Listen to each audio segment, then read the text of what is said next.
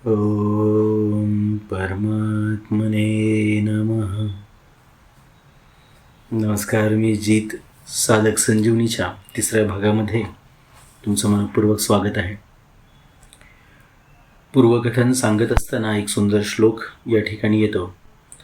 वंशीधरम स्तोत्रधरम नमामि मनोहरम मोहहरम च कृष्णम मालाधरम धर्मधुरंधरं च पार्थस्य सारथ्यकरं च देवं कर्तव्यदीक्षां च समत्वशिक्षां ज्ञानस्य भिक्षां शरणगतिं च ददाति गीता करुणद्रभूता कृष्णेन गीतो जगतो हिताय संजीवनी साधकजीवनीयं प्राप्तिं हरेर्वै सरलं ब्रवीति करोति दूरं पतिविघ्नबाधां ददाति शीघ्रं परमात्मसिद्धिं.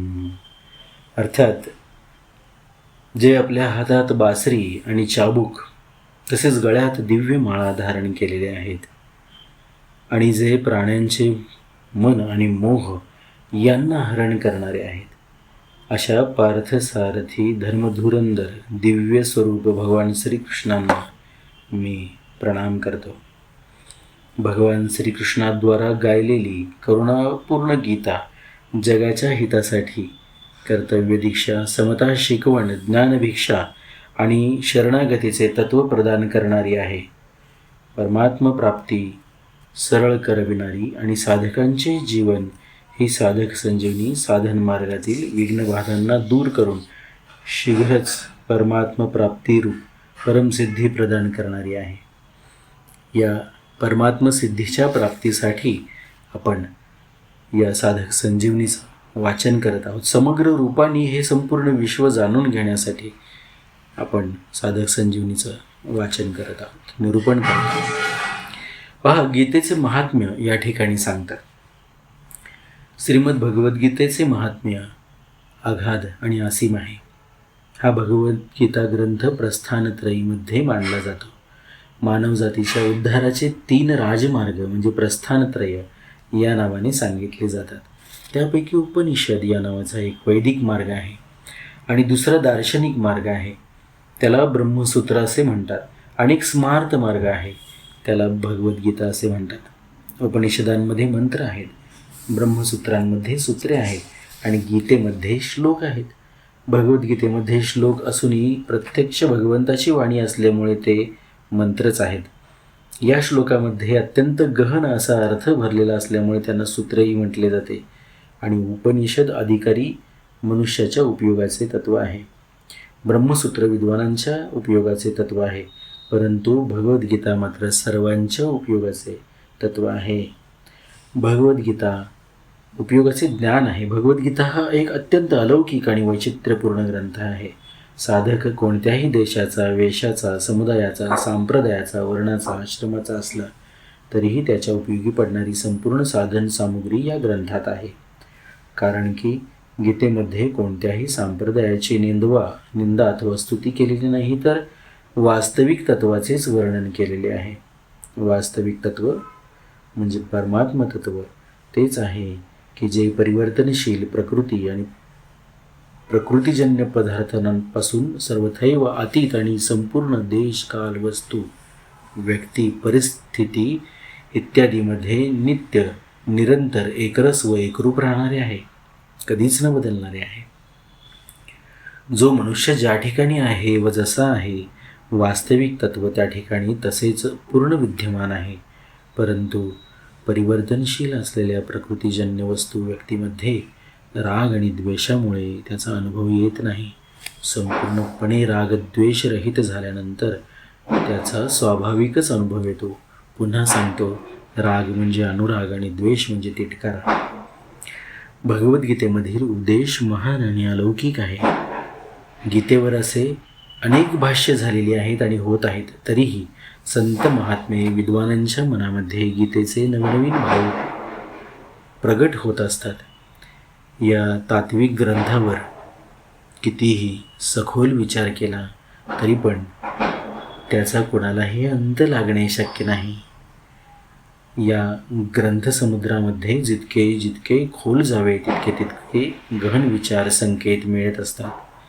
जेथे एखाद्या चांगल्या विद्वान पुरुषाच्या भावांचा लवकर अंत लागत नाही, तेथे ज्याचे नाम, रूप इत्यादी सर्वच अनंत आहेत, अशा भगवंताने सांगितलेल्या वचनांमध्ये भरलेल्या भावांचा अंत कसा लागेल? ह्या लहानशा ग्रंथामध्ये इतकी विलक्षणता भरलेली आहे की आपल्या वास्तविक कल्याणाची इच्छा करणारा मनुष्य, मग तो कोणत्याही वर्ण, आश्रम, देश, संप्रदाय, मत इत्यादींचा का असेना, या ग्रंथाचे अध्ययन केल्याबरोबर ग्रंथाकडे आकर्षित होतो. जर मनुष्य अगदी थोड्या प्रमाणात या ग्रंथाचे पाठन करील तर त्याला आपल्या उद्धारासाठी अत्यंत संतोषदायक उपाय किंवा मार्ग मिळतील.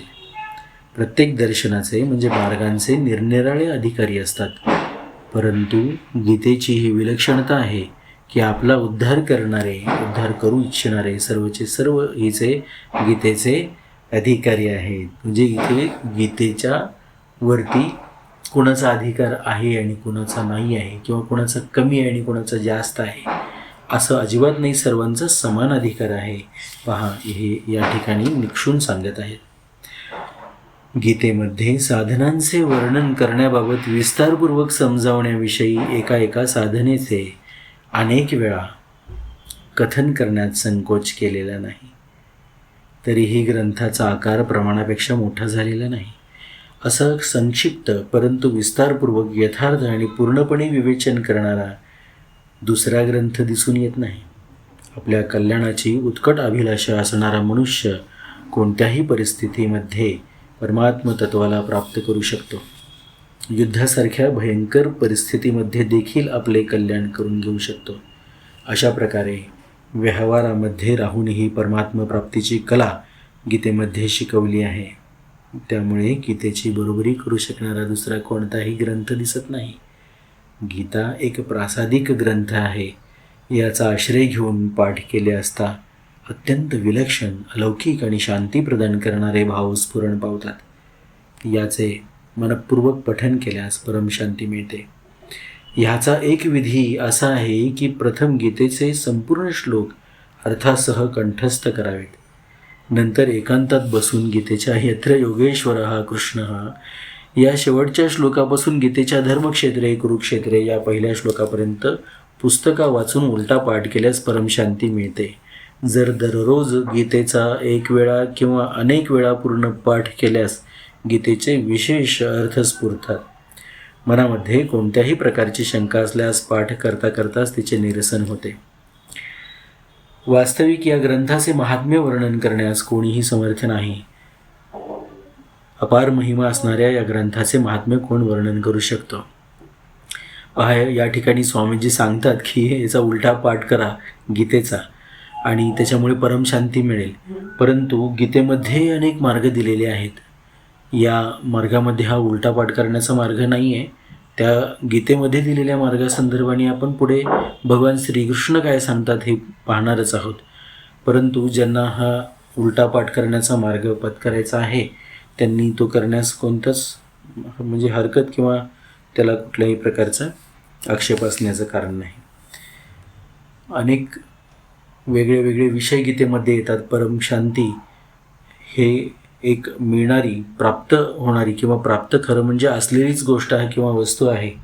पण आपण लक्षात घेतलं पाहिजे की ज्यावेळेला मुख्य उत्पादन करत असतो आपण त्यावेळेला अनेक पदार्थ त्याच्यामधून उपउत्पादनं म्हणून बाहेर पडत असतात. तशाच प्रकारे परमशांतीसुद्धा एक उपउत्पादन आहे. परमात्मसिद्धी हा अखंड समुद्र किंवा ते खरं सांगायचं तर अखंड अवकाश आहे, ज्या अवकाशामध्ये सगळंच ब्रह्मांडाचे अनंत ब्रह्मांड आहेत. लक्षात घ्या.